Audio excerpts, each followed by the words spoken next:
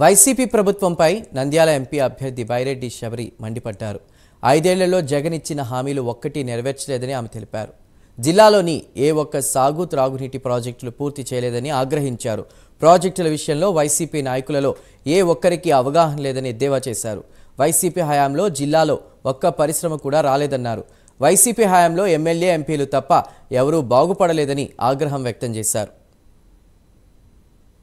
Town లో నీటి సమస్య ఉందంటే వీళ్ళకు బేసికలీ అవగాహన లేదు.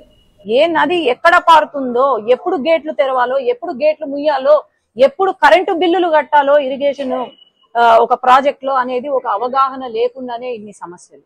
ఇక్కడ ఏమైనా పరిశ్రమలు వచ్చాయా అంటే ఒక్క పరిశ్రమ తీసుకురాలేదు.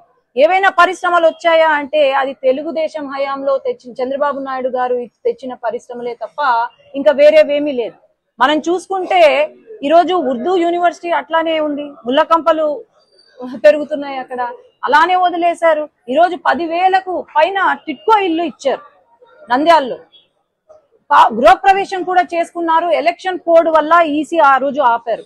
కానీ ఈరోజు ఆ టిట్కో ఇల్లు ఒక్కటి కూడా వాళ్లకు ఇవ్వలేదు. ఎంత ఘోరమైన పరిస్థితి ఇది. ఈరోజు ఆ రోజు ఏమన్నారు, మన ఎంపీ అభ్యర్థి ఏమన్నారు, పేరల్ వారి ఎవరైతే బాధితులు ఉన్నారో వాళ్ళని ఆదుకుంటామని చెప్పారు. మరి ఆ ప్రస్తావన తెచ్చారా? ఇక్కడ ఎంపీ గారు పార్లమెంట్ లో నేను మాట్లాడతాను అని చెప్పారు, మరి మాట్లాడలేదే. యువత ఈ రోజు ఏమవుతుంది, మన నంద్యాల జిల్లాలో ఉన్న యువత వాళ్ళకున్న తెలివితేటలు ఎక్కడ లేవు. ఈరోజు ఎంతో మంది ఎంబీఏ లేదంటే డాక్టర్లు, సైంటిస్టులు చదువుకున్న వాళ్ళు ఉన్నారు.